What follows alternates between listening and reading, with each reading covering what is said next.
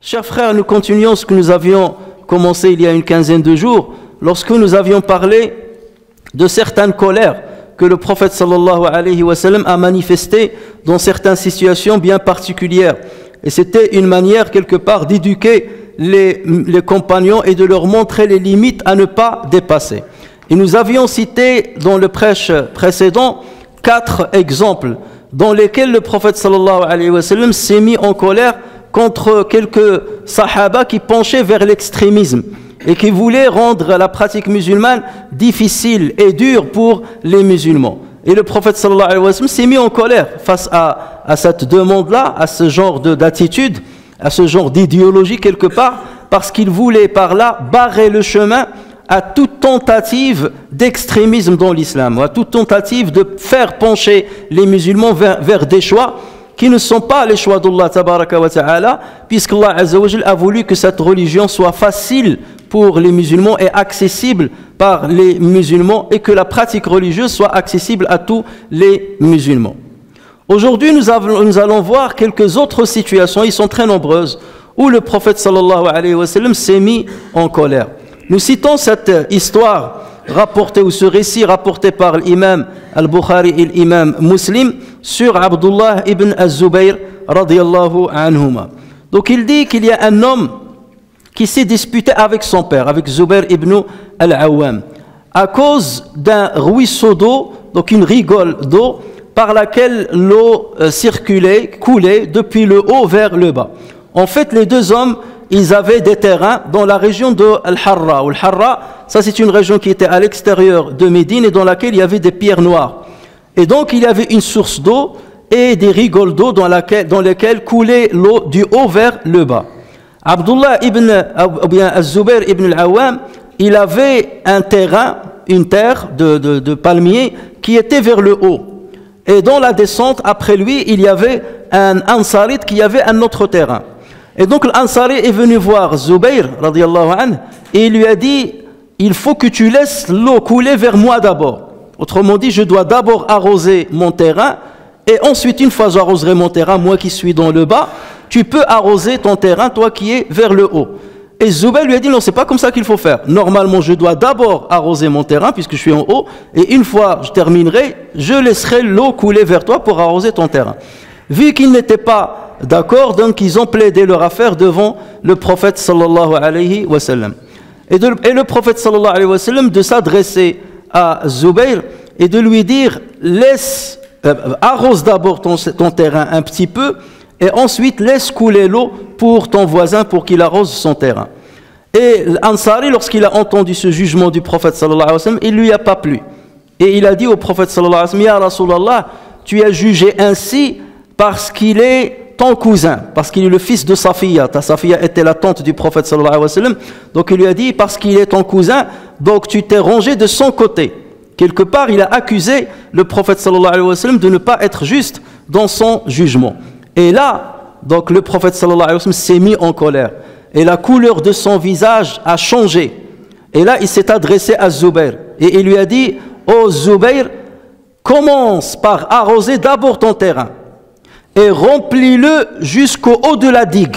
Ça veut dire profite jusqu'au bout, jusqu'à ce que ton terrain profite d'un maximum d'eau, jusqu'à ce que l'eau arrive à la digue. Et ce n'est que là que tu laisseras l'eau couler vers ton voisin. Et ça, c'était le vrai jugement que le prophète sallallahu alayhi wa sallam aurait pu donner dès le départ, indépendamment de la nature ou de l'identité des plaignants. Donc il ne s'est pas rangé du côté de Zubayr, parce que la loi musulmane, comme toujours, elle a montré que on commence d'abord par ceux qui sont vers les hauteurs, ils arrosent d'abord leur terrain et ensuite ils laissent l'eau couler vers les autres. Mais le prophète sallallahu alayhi wa sallam a voulu trouver un arrangement entre les deux. Donc au départ, il a dit à Zubayr, arrose ton terrain un petit peu, pas jusqu'au bout, et laisse ensuite l'eau descendre vers ton voisin, et ensuite tu continues d'arroser ton terrain. Mais maintenant qu'il n'accepte pas, que cet homme-là n'accepte pas mon jugement, et qu'il m'accuse d'être injuste, maintenant je vais vous donner le vrai jugement. Ben arrose d'abord ton terrain jusqu'au bout, jusqu'en haut de la digue, et ce n'est que là que tu lui laisseras profiter de l'eau. Et le prophète sallallahu alayhi wa sallam, et Zubayr a dit, et je suis sûr que le verset qui va suivre a été révélé suite à cette situation. Dans ce verset, Allah tabaraka wa ta'ala dit, non, par ton Seigneur, du juge, non, par ton Seigneur, ils ne seront pas croyants, c'est-à-dire ces gens-là, ils ne seront pas croyants aussi longtemps qu'ils ne t'auront demandé de juger de leur dispute et qu'ils n'auront éprouvé nulle angoisse ou nulle gêne pour ce que tu auras décidé et qu'ils se soumettent complètement à ta sentence. Allah Azza wa Jal défend son prophète qu'il est juste et que les musulmans doivent le suivre à l'œil, au doigt et à l'œil, et doivent se soumettre à son jugement parce qu'en aucun cas le prophète sallallahu alayhi wa sallam ne juge d'une manière injuste.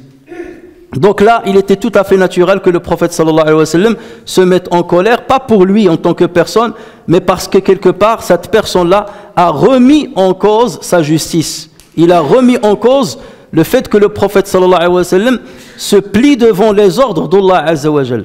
Et Allah Azza wa Jal dit, lorsque vous dites quelque chose ou lorsque vous jugez, soyez juste même s'il s'agit d'un proche parent. Et le prophète sallallahu alayhi wa sallam ne pouvait que se plier à l'ordre de Allah tabaraka wa ta'ala et en aucun cas il ne pouvait se ranger injustement du côté d'un proche parent. L'autre histoire qu'on peut raconter, c'est celle qui a été authentifiée par le Bukhari, rahimahullah, cette fois-ci sur Abdullah ibn Mas'ud, radiyallahu anhu, qui dit, le prophète sallallahu alayhi wa sallam a distribué le butin entre les gens. Et c'était en fait après la bataille de Hunayn, lors de la 8e année de l'Hégire.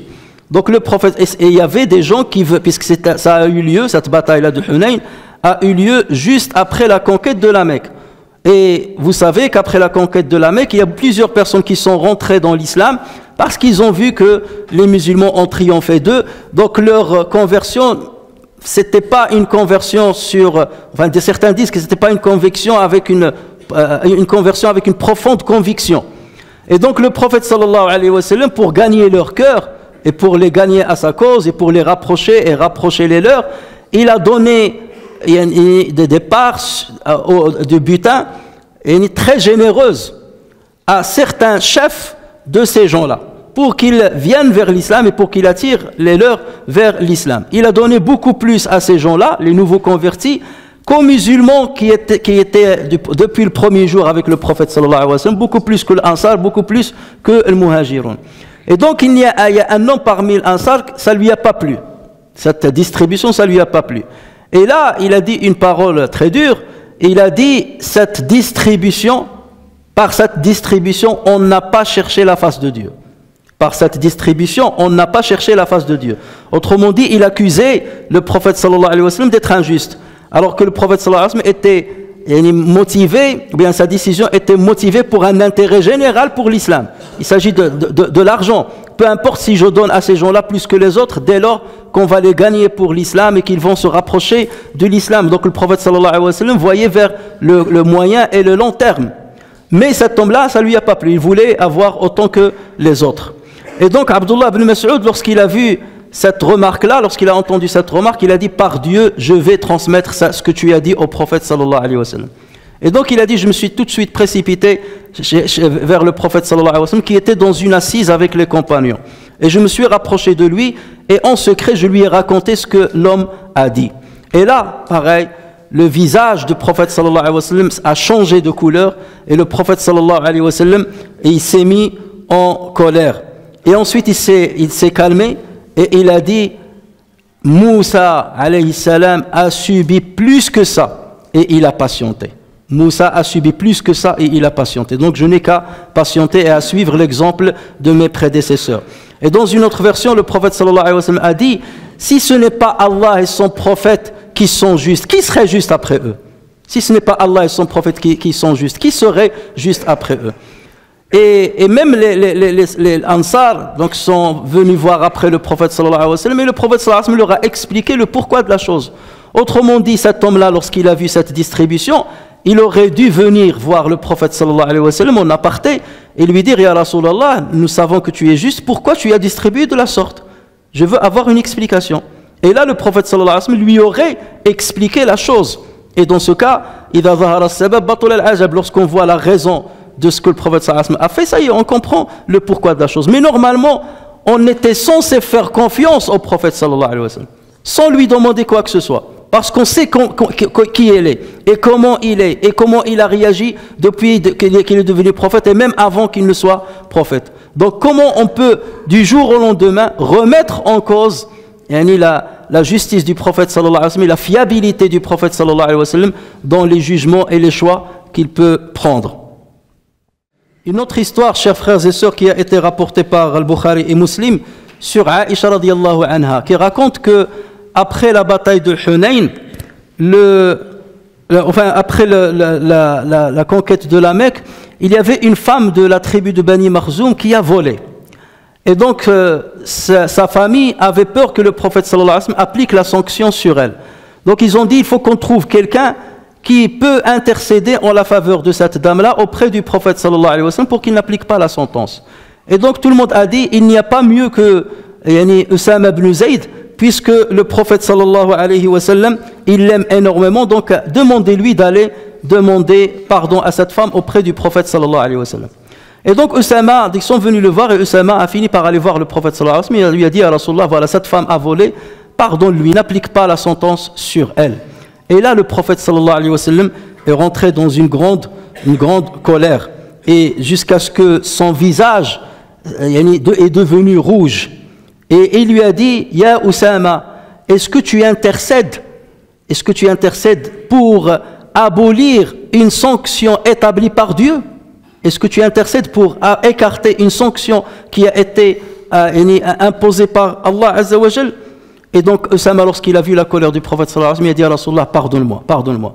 Et le prophète, donc, il a profité de cette occasion. L'après-midi, à la fin d'après-midi, il a réuni les gens et il s'est mis debout pour faire un prêche. Et donc il a fait des louanges à Allah Azza wa Jal, et il a remercié Allah Azza wa Jal, il a fait des louanges, et ensuite il leur a dit: il y a ce qui a fait périr ceux qui vous ont précédés, et ce qui a fait égarer ceux qui vous ont précédés, c'est que lorsque quelqu'un de noble commet une erreur, il n'applique pas la sentence sur lui. Et lorsque c'est quelqu'un qui est faible qui commet une erreur, là ils appliquent la sentence. Donc c'est qu'ils ont une justice à double tranchant. Et donc, je jure par celui qui détient mon âme entre ses mains, si ma propre fille, Fatima, vole, j'appliquerai la sanction sur elle. Donc, si le prophète sallallahu alayhi wa sallam s'est mis en colère dans cette situation-là, c'est pour dire: moi, je suis qu'un exécutant de ce qu'Allah Azza wa Jal a décrété. Je suis un juge qui applique ce qu'Allah Azza wa Jal a décrété.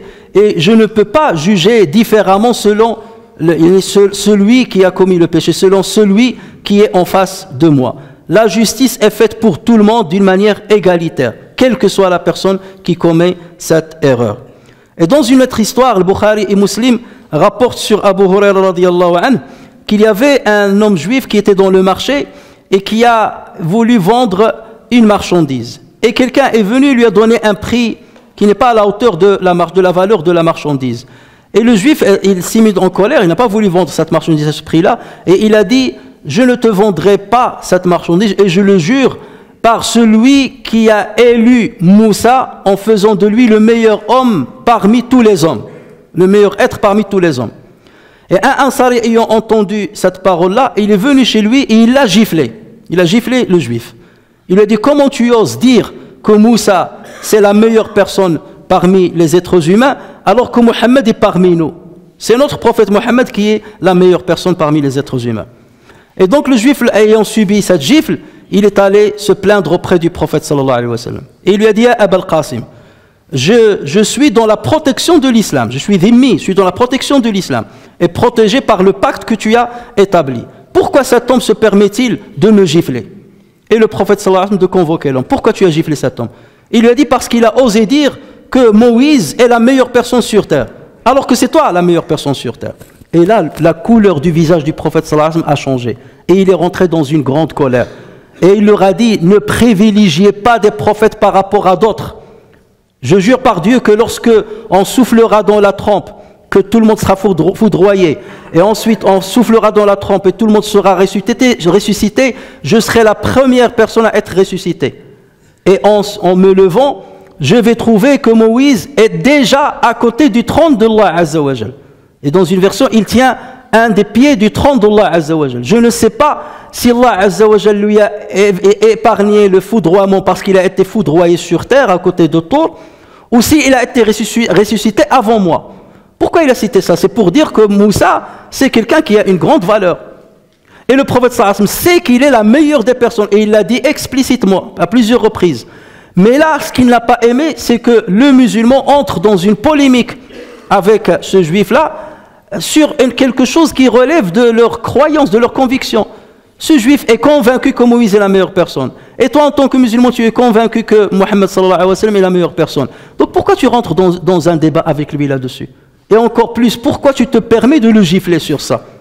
Donc c'est pour ça que le prophète sallallahu alayhi wa sallam est entré dans une colère. Et il leur a dit, vous n'avez pas à privilégier les uns par rapport aux autres. Nous sommes, ça montre déjà la modestie du prophète sallallahu alayhi wa sallam. Il n'a pas voulu lui dire, c'est moi qui suis le meilleur. Non, dans cette circonstance-là, il n'a pas voulu dire cette vérité-là. Alors que dans d'autres circonstances normales, il l'a très bien et explicitement dit. Mais c'est que le prophète sallallahu alayhi wa sallam refuse que le musulman rentre dans un débat stérile avec un non-musulman au point de se disputer sur des choses qui relèvent des convictions. Vous avez vos convictions, nous avons les nôtres. Et Allah Azza wa Jalla dit à ce propos, et ne discutez avec les gens du livre qu'avec la meilleure des façons, sauf ceux qui sont transgresseurs. Et dans cette situation, cet homme t'a pas commis d'une injustice, il t'a pas transgressé, il t'a pas volé ton argent, il t'a pas volé ta terre, il t'a pas expulsé de ta demeure. Voilà, il a fait part de sa conviction, ça ne t'a pas plu, ben tu passes, mais ça ne doit pas te pousser à rentrer dans un débat, encore moins dans une dispute avec lui. Et ceci, par translation, même chez nous ça arrive.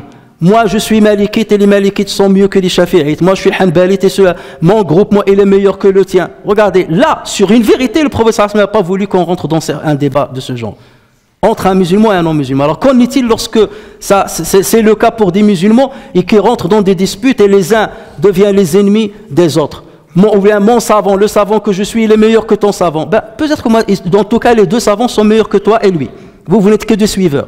Ouais, donc les savants, ils ont des éléments d'argumentaire pour choisir tel avis ou tel autre avis.